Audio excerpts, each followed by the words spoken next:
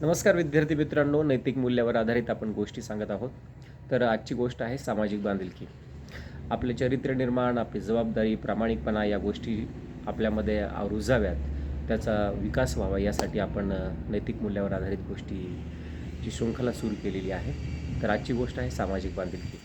विद्यार्थी मित्रांनो, एकदा काय होते, स्वामी विवेकानंद हे अमेरिकेला जातात आणि अमेरिकेतून जपानला प्रवास करत असताना ते जहाजात असतात आणि जहाजातून प्रवास करत असताना जहाजामध्ये जमशेदजी टाटा जे की उद्योगपती आहेत फार मोठे, ते आणि स्वामीजी एका जहाजामध्ये असतात आणि साहजिकच आहे की दोघांकडे वेळ असतो.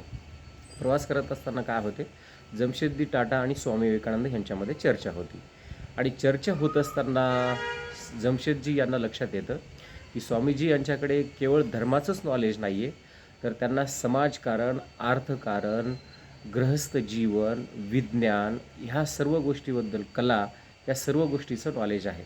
आणि ही गोष्ट पाहून जमशेदजी टाटा यांना आनंद होतो आणि ते स्वामीजींना विचारतात की मी एक उद्योगपती आहे, तर मला देश सेवा करायची झाल्यानंतर मी कशी करू? तर त्यावेळेस स्वामीजी म्हणतात, हे पहा जमशेदजी, तुम्ही एक उद्योगपती आहात आणि तुम्ही राष्ट्राचं उत्पन्न वाढवता आणि अनेक लोकांना रोजगार उपलब्ध करून देता, ज्याच्यातून रोजगारातून लोकांची रोजीरोटी चालते. ही एक प्रकारची देशसेवाच आहे. परंतु याही पुढे जाऊन जर तुम्ही म्हणतायत त्याप्रमाणे विचार केला, तर आपल्या देशामध्ये फार मोठ्या प्रमाणामध्ये संसाधने आहेत, लाभलेली आहेत आपल्याला, आणि आपल्याकडे टॅलेंट पण आहे. तर हे संसाधने आणि टॅलेंटची जर आपण जोड घालून दिली, तर इथल्या जे काही युवक आहेत त्यांच्यासाठी एक प्रकारची संशोधनासाठी म्हणजे चांगली संधी उपलब्ध होईल. असा विचार मांडल्याच्या नंतर मात्र जमशेद टाटा खूप खुश होतात आणि त्यावर ते विचार करून त्याच्यातून पुढे चालून ते काय करतात, एक विज्ञान तंत्रज्ञानावर आधारित एक प्रौद्योगिकीकरण संस्था सुरू करतात, म्हणजे इंडियन इन्स्टिट्यूट ऑफ सायन्स, ज्याच्यातून आपल्याला आपल्या पुढे चालून ही बेंगलोर येथे स्थित आहे.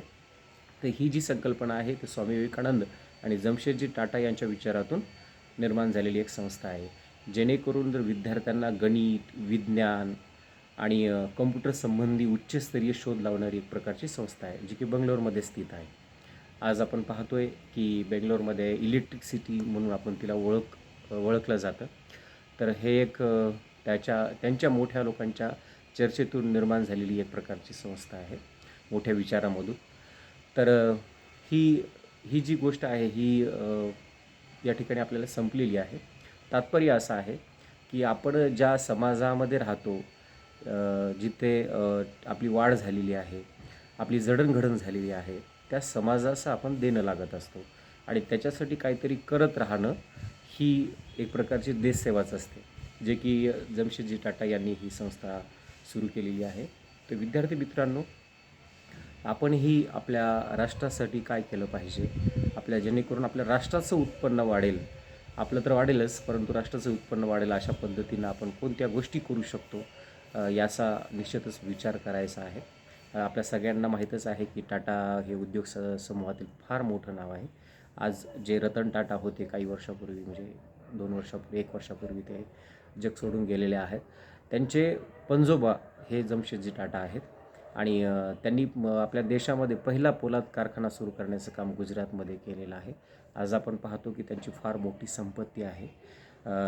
जर एकंदरीत त्यांच्या राजस्वाचा विचार केला तर आपल्याला जवळपास 15 लाख कोटी रुपये हे त्यांच्या एक संपत्ती असून, ज्याच्यामध्ये जवळपास 11 लाख लोक हे रोजगार आहेत त्यांच्यामध्ये काम करत असणारे.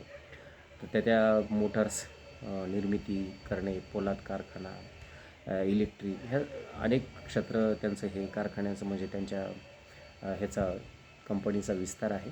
तर अशा पद्धतीनं ते टाटाचं काम असतं. तर हे एक जमशेदजी टाटा आणि स्वामी विवेकानंद यांच्या चर्चेतून एक फार मोठी संस्था उभारल्या गेली आणि त्याच्यातून विविध तंत्रज्ञानाविषयी जे काही आज आपण प्रगती पाहतो आपल्या राष्ट्रामध्ये, तर त्याची सुरुवात एक प्रकारची या ठिकाणी ह्या संस्थेतून झालेली आहे.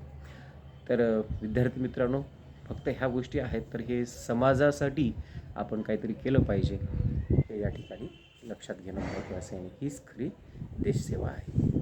थँक्यू. एकत्र अशा विविध गोष्टी.